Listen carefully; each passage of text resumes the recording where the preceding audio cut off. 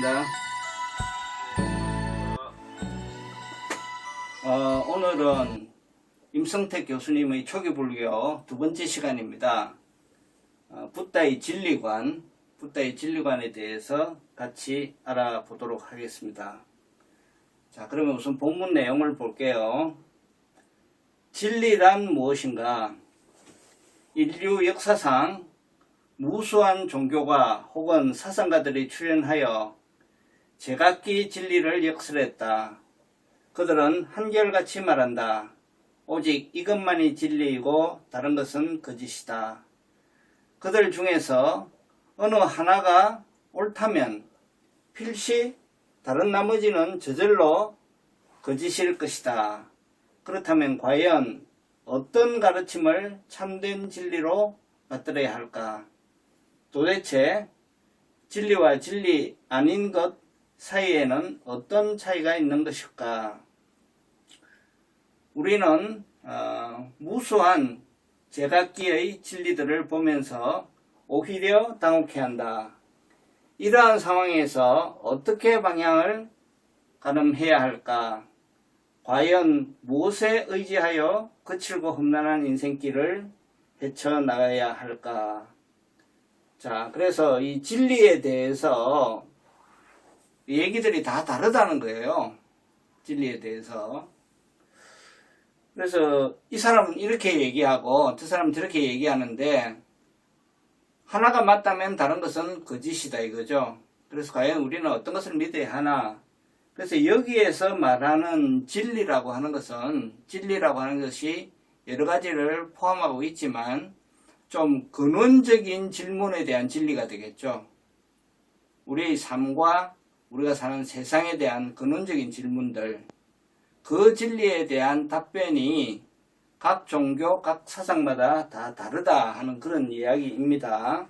그래서 그 근원적인 의문들, 즉 죽기 전에 꼭 풀어야 하는 그런 의문들, 그러한 큰 의문들은 우리가 이제 보통 종교에서 답을 구하게 되겠습니다. 예를 들어서 나는 누구인가? 또 나는 어디에서 왔으며 죽으면 과연 어디로 가는가? 인생이란 게 왜 이렇게 괴로운가? 그 괴로움의 본질은 무엇인가? 또 어떻게 하면은 이런 괴로움에서 벗어날 수 있을까? 이런 것들이 이제 근원적인 그런 질문들이 되겠죠. 그래서 이러한 질문들을 풀기 위해서 우리가 책을 읽기도 하고 또 신앙생활을 하기도 하고 뭐 법문을 듣기도 하고 이런 여러 가지 활동을 하는데 이러한 질문들은 우리가 죽기 전에 꼭 풀어야 할 질문이 아닌가 하는 것이죠. 그래서 이러한 근원적인 질문들을 우리가 세 글자로 표현하면 이거를 우리가 대의심이라고 합니다. 대의심. 큰 의심이죠. 그래서 출발점이 이 대의심인 것입니다. 이 대의심의 뒤에 나오는 그 다음 두 번째가 뭐가 되겠습니까, 여러분? 두 번째는 대분심입니다. 대분심. 그래, 내 이 의문을 꼭 풀고야 말겠다. 내가 이 생에 이 의문은 반드시 해결을 하고야 말겠다 하는 그러한 용맹심을 말하는 거죠. 그래서 첫째는 대의심이고 두 번째는 대분심입니다. 그 다음에 세 번째가 어떤 마음이 되겠습니까? 세 번째가 대신심입니다. 그래서 대의심, 대분심, 대신심이 3대 요소인데 이때 이제 신심, 믿는 마음이라고 하는 것은 불교에서는 단순히 믿는 것이 아니라 신해 행정의 4가지 요소가 결부된 신심을 얘기합니다. 그래서 여러분 믿습니까? 네, 믿습니다. 하는 차원이 아니죠. 믿는다는 것은 그 믿음에 대한 이해가 반드시 되어야 되는 것이고, 그 다음에 행위 따라야만 하는 것이고, 즉 실천을 해야 하는 것이고, 그래서 신의 행위 이루어질 때 그것이 맞다고 증명이 되어야 됩니다. 그래서 이 신의 행정은, 정이라고 하는 것은 이제 정명이다 이렇게 볼 수도 있고, 정덕이다 이렇게 볼 수도 있어요. 그래서 이 신의 행정이 결합된 참된 믿음, 대신심, 이것이 이제 꼭 필요하고요. 또 우리가 신심의 이제 또 다른 해설이 하나 있죠. 또 다른 측면에서 우리 신심명 공부할 때 했습니다. 이 신심은 뭐냐? 신심은 믿는 마음의 반대말이 의심이죠. 그래서 이 의심이 사라진 마음이 신심이다. 즉 의심이 다 소멸한 깨끗해진 마음, 즉 깨달은 마음이 신심이다. 그래서 신심명 73개송 중에 72개송에 지금 뭐 복습 시간입니다. 신심이 뭐냐 하는 대목이 나오죠. 신심은 불이요, 불이가 신심이다. 72번에 이제 그렇게 얘기를 했습니다. 그래서 신심은 깨달은 마음, 깨끗한 마음이다. 이런 뜻도 있습니다. 그래서 이러한 진리란 무엇인가 하는 것에 대해서 우리는 대의심을 내고 대분심을 내고 대신심을 내는 것입니다. 특히 이제 불교 신자에 있어서 대신심이라고 하는 것은 어떤 것을 믿느냐? 이러한 의문에 대해서 명백히 밝히신 바가 있다. 누가? 우리 스카모니 부처님께서 다 밝히셨다. 그리고 여러분들도 다 할 수 있다. 이렇게 이제 부탁해서 말씀하셨죠.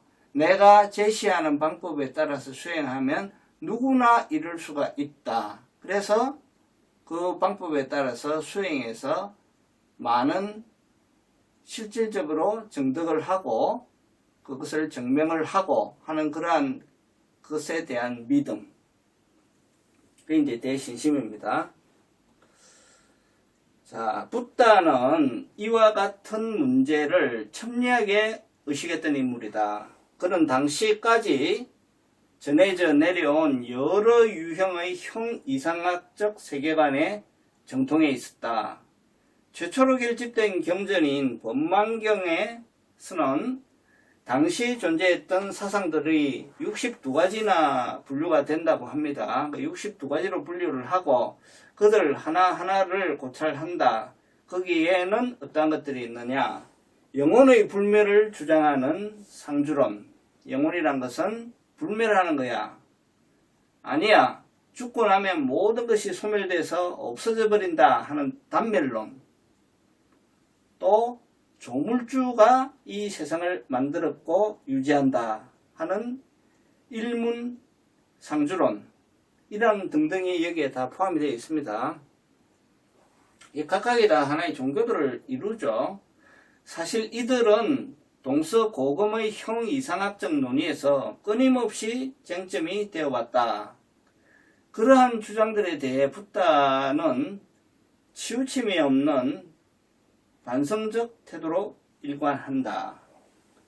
이제 치우침이 없는 반성적 태도라는 게 우리가 표현을 하자면은 중도가 되죠. 중도. 붓다는 그들 가운데 어느 하나를 지지하거나 혹은 새로운 견해를 제시하는 것에 목적을 두지 않았다. 오히려 그는 형이상학적 추구가 내면적 탐욕과 집착에 연결될 수 있음을 지적하였다.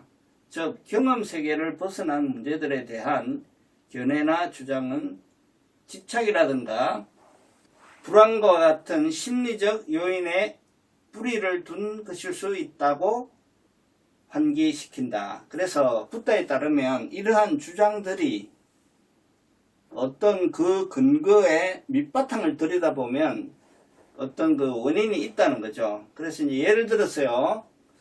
영혼은 불멸한다는 그런 영혼 불멸에 대한 주장은 현재의 자기를 영속화하려는 그러한 집착이 그 바탕에 깔려 있다는 거예요. 그래서 영혼이 불멸할 것이다 한다는 것은 현재 자기의 삶이 상당히 만족스럽다는 거예요. 그리고 만족스러우니까 그것이 유지돼야죠. 내가 죽은 뒤에도 계속 가야죠. 그래서 영혼이 계속 불멸로서 나간다라고 하는 것에 상당히 끌리는 거죠. 이런 이제 심리를 갖고 있는 사람들은 또 그 반면에 죽고 나면은 모든 것이 소멸된다 하는 그러한 단면론은 현실의 불만에 대한 자포자기적인 혹은 저항적인 그런 심리를 반영하는 것이다. 그렇죠. 이 모든 것이 끝난다고 하는 것은 현실이 이런 사상의 매력을 느끼는 사람들은 자기 현실이 불만스러운 거예요. 그런데 이러한 불만스러운 현실, 고통스러운 현실이 영혼을 불멸한다는 것은 이 사람들한테 끔찍한 거예요. 그러니까 이 사람들은 단멸론을 만나면은 확 빨려들죠. 아, 너가 그렇게 잘나서 그렇게 잘난 너도 20, 30년 뒤에 죽으면 나하고 똑같이 다 모든 게 없어지는 거야. 그럼 심리적인 위안감이 오잖아요. 너가 천년만년을 살 것 같아? 죽으면 다 끝나는 거야. 그죠? 그래서 이러한 단밀론의 배경에는 그 현실에 대한 불만과 그런 것들이 저항적인 의식 이런 것들이 깔려 있는 사람들이 이제 그런 데 매력을 느끼는 거죠. 또 한편으로 조물주에 의해서 세상이 창조 유지된다 하는 이러한 견해는 그 바탕에 뭐가 깔려 있는가 하면은 초월적 절대자를 내세우는 이러한 주장들 역시 그 불안과 두려움을 해소하기 위한 의도에서 비롯된 것이다. 그래서 마음이 굉장히 불안한 거예요. 그런 마음에 두려움이 가득 찬 거예요. 그때는 어떤 절대적인 힘을 가진 사람에게 의지를 하게 되죠.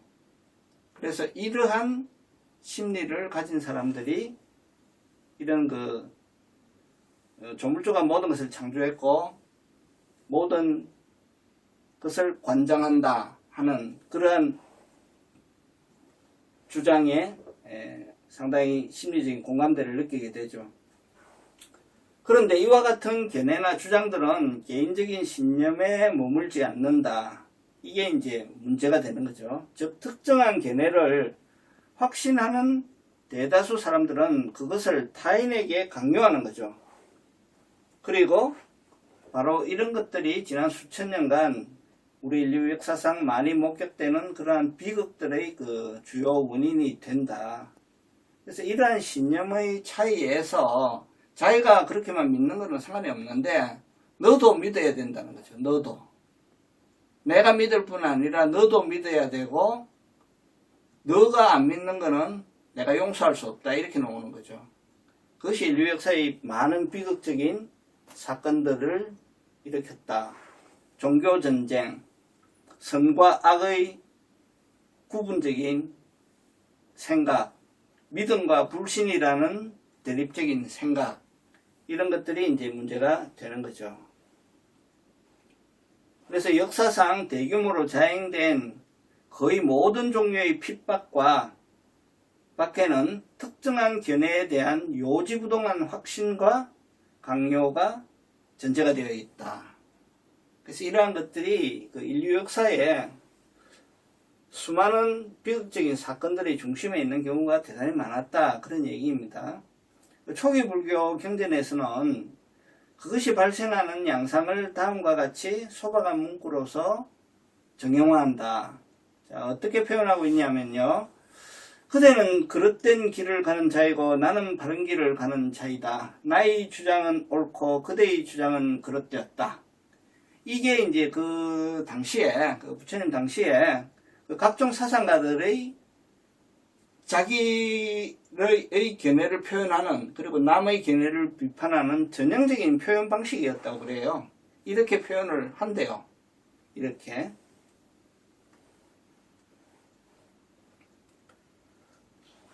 붓다는 누구보다 일찍이 교조적 신념 체계가 가지는 그러한 위험을 간파하였다.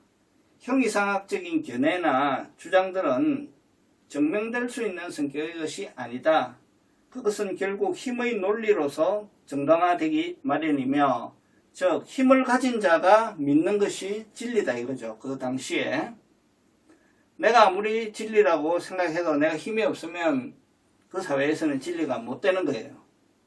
자, 종국에는 타인을 억압하고 스스로를 경직되게 하는 방향으로 나아간다. 따라서 붓다는 경험 영역을 벗어난 문제들에 대해서는 의도적으로 침묵한다. 그래서 붓다께서는 이러한 형 이상학적 논쟁에 대해서는 의도적으로 침묵을 하셨다. 그 논쟁에 끼어들지 않으셨다. 그것을 이제 용어로서 한자말로 무기라고 합니다. 무기. 자, 인간의 삶이 황폐해지는 주요 원인이 스스로의 한계를 망각하고 독단이라는 함정에 빠지는데 있다. 그렇게 이제 붓다는 보았다는 거죠. 이러한 이유에서 붓다는 내면의 도살인 편견 집착부터 가라앉힐 것을 붓다는 권한다. 자, 우리가 좀 전에 이제 무기라고 표현했는데요. 붓다께서 답변을 거부한 이제 14가지의 대표적인 무기가 있어요. 그래서 그걸 이제 우리가 14무기라고 합니다. 어떤 것들이 있냐면요. 이제 시간에 관한 그 형이상학적 논쟁입니다. 우주는 시간적으로 영원하다. 아니야, 우주는 시간적으로 영원하지 않아. 우주는 시간적으로 영원하기도 하고 영원하지 않기도 해. 우주는 시간적으로 영원한 것도 아니고 영원하지 않은 것도 아니다. 이러한 4가지의 견해. 그 다음에 공간에 대한 4가지의 견해. 우주는 공간적으로 유한한 거야. 아니야, 우주는 공간적으로 무한한 거야. 우주는 공간적으로 무한하기도 하고 유한하기도 하다. 우주는 공간적으로 유한하기도 하고 무한하기도 하다. 우주는 시간적으로 유한한 것도 아니고 무한한 것도 아니다 하는 4가지의 견해. 그 다음에 자아에 관한 견해인데, 자아와 육체는 동일하다. 자아와 육체는 별개이다. 자, 근데 여기 보시면 이 자아를 한자로 목숨 명자를 써놨잖아요. 어디서 많이 본 것 같지 않으세요? 이 명자가 그 금강경 아상인상 중생상 수자상 할 때 그 수자입니다. 그 번역을 목숨명으로 한자로 번역을 그때 했다고 그랬죠. 그래서 이게 뭐냐면 지바예요. 지바. 자인화교에서 말하는 지바예요. 불멸의 영혼이에요. 그래서 영혼과 육체는 동일하다. 영혼과 육체는 별개다 하는 그 2가지의 갈라지는 견해입니다. 그 다음에 열애에 대한 4가지 견해. 열애는 육체가 죽은 후에도 존재한다. 열애는 육체가 죽은 후에는 존재하지 않는다. 열애는 육체가 죽은 후에는 존재하기도 하고 존재하지 않기도 한다.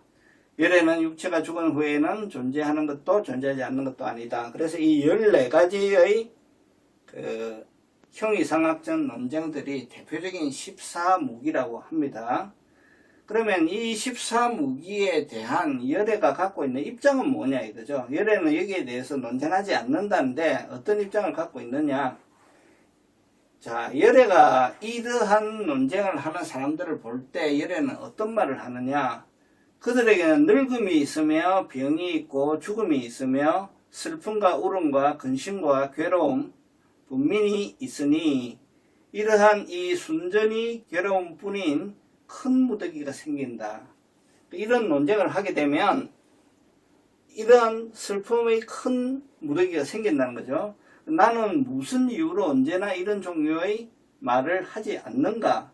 이런 말을 하는 것은 이치에 합당하지 않고 법에 합당하지 않고 범행의 근본이 되는 것이 아니기 때문이고 지혜로 나아가게 하는 것이 아니며 깨달음으로 나아가게 하는 것이 아니며 일반으로 나아가게 하는 것이 아니기 때문이다. 그러므로 나는 언제나 이러한 말을 하지 않는다. 이게 이제 열의 입장입니다. 그러면 이제 나는 어떻게 하느냐 이거죠. 그러면 나는 어떤 법을 언제나 말하는가. 그것은 바로 괴로움과 괴로움의 원인과 괴로움의 소멸과 괴로움의 소멸에 이르는 길이다. 즉 사성제를 말씀하시는 거죠. 무슨 이유로 나는 언제나 이것을, 즉 사성제를 말하는가? 그것은 이치에 합당하고 법에 합당하며 범행의 근본이 되기 때문이며 지혜로 나아가게 하고 깨달음으로 나아가게 하며 열반으로 나아가게 하기 때문이다. 자, 붓다는 이러한 논쟁들에 대해서 이것은 옳고 저것은 그르고 이렇게 그 논쟁을 하나하나 짚어가면서 말씀을 하시는 것이 아닙니다. 그럼 붓다는 그러한 것들이 가지는 해악에 대해서 설명을 하시고 그 다음에 붓다가 하고 싶은 말을 하는 거예요. 그게 붓다는 사성제를 설하신 것이다. 즉 양단에 끼어들지 않고 바른 길을 설하시는데 그것이 사성제다. 이거죠. 45년에 이르는 붓다의 설법 여정에는 깨달음에 관련된 여러 내용이 나타난다. 그러나 상적유경에 제시되듯이 거의 모든 가르침은 사성제로 지명할 수 있다. 즉 사성제와 팔정도가 그 중심에 있는 거죠. 괴로움이라는 현실, 즉 고, 그리고 그것의 원인으로서의 가래, 집, 괴로움이 소멸된 경지인 멸, 그리고 그 완성의 길인 도, 이 네 가지의 거룩한 진리, 사성제, Four Noble Truths, 그죠? Four Noble Truths가 바로 그것이다. 붓다는 아리야사자, 즉 거룩한 진리라는 표현을 사성제에 대해서만 제한적으로 사용하였다. 그래서 붓다께서 거룩하다는 표현은 좀처럼 쓰시지 않는데 이 사성제에 대해서는 거룩한 네 가지의 진리다 이렇게 표현을 하셨습니다. 괴로움 해소라는 현실의 문제에 주력했으며 여타의 사변적 견해에 대해서는 차가운 태도를 유지하였다. 자, 제가 이제 도가살의 비유 이렇게 이제 써놨는데요. 붓다의 말씀은 그거예요. 그 지금 독화살을 맞아가지고 죽어가는데 빨리 독을 화살을 뽑아버리고 치료를 해야지. 그 독은 A라는 성분일 거야 아니면 B라는 성분일 거야. 아니야, A와 B가 3대2로 섞인 것일 거야. 이러한 걸로 시간을 허비하면 사람은 죽고 만다는 거죠. 그래서 인간의 인생이 그렇게 길지 않다는 거예요. 사성제를 깨닫고 팔정도를 행해도 시간이 부족하다는 거예요. 그래서 여기가 이제 핵심입니다. 붓다는 그러한 논쟁을 할 시간에 빨리빨리 수행을 하라는 거예요. 시간이 많지 않다. 그게 이제 붓다의 말씀이십니다. 바로 여기에서 다른 종교가 혹은 사상가들과 구분되는 붓다의 독특한 진리관이 드러난다고 할 수 있다. 그래서 형 이상학적인 그러한 논의들이 괴로움에서 벗어나는 길을 제시하지 못한다는 것이죠. 형 이상학적인 각종 대립적인 그러한 진리관, 이것을 믿어야 너희가 행복해진다, 고통에서 벗어난다, 이러한 것을 떠난 어떤 제3의 바른 견해로서 붓다께서 제시한 것이 사성제입니다. 그래서 이제 우리가 여기서 중요하게 생각을 해야 될 것은요, 우리 불교를 공부를 많이 해왔잖아요. 5년 한 사람도 있고 10년 한 사람도 있고 30년 지금 하고 있는 사람도 있죠. 그래서 많은 것을 교학을 배우고 용어도 많이 알고 많은 발전을 했는데, 자, 옛날보다 더 썩내는 횟수가 많아요. 옛날보다 남하고 만나면 더 많이 싸워. 그리고 하루에 괴롭다고 느끼는 시간이 더 많아. 그러면 그 많은 경을 읽고 그 많은 교학을 쌓아봐야 무슨 소용이 있느냐는 거죠. 잘못된 거예요. 그래서 붓다가 계속 말씀하시는 것은 괴로움에서 벗어나는 것이 수행이라는 거예요. 그래서 우리가 수행하는 불교 수행자로서 주의해야 될 점은 내가 뭐를 얼마나 더 많이 아느냐가 중요하지 않아요. 내가 어떤 문제에 부딪혔을 때 얼마나 빨리 괴로움에서 벗어나느냐, 그 다음에 내가 괴로움을 겪고 있는 시간이 얼마만큼 완화되고 내가 얼마나 더 나에게 반대 의견을 가진 사람들에게 관대하고, 이러한 자기 성숙도, 자기가 괴로움을 그만큼 떨어뜨려 볼 수 있는 어떤 능력, 그것이 굉장히 중요하다는 것입니다. 그리고 그거 하기에도 시간이 부족하다는 거예요. 이러한 붓다의 하고자 하는 의도, 하고자 하는 말씀을 우리가 잘 이해하는 것이 이번 챕터의 핵심이라고 저는 생각이 듭니다. 그리고 또 이제 아까 본문의 이제 내용에서 나왔듯이 어떤 사상이나 종교가 뭘 주장을 하고 그것을 따르는 사람들이 생길 때 그 밑바탕에 깔려있는 어떤 의식이 있다는 거 있죠. 이것이 계속 지속이 되었으면, 혹은 이것으로부터 빨리 벗어났으면, 혹은 내가 갖고 있는 이러한 불안하고 깝깝한 마음을 누군가 달래줬으면 하는 그 마음이 그 뿌리에 숨어 있다. 근데 그러한 여러 가지 복합적인 마음들을 정리를 탁 하면은 결국은 탐진치로 떨어집니다. 그래서 이제 나를 되돌이켜 볼 때 내가 탐에만이 사로잡혀 있는지, 진에만이 사로잡혀 있는지, 치에만이 사로잡혀 있는지, 이런 것도 한번 돌이켜 보시면은 좋은 공부거리가 됩니다.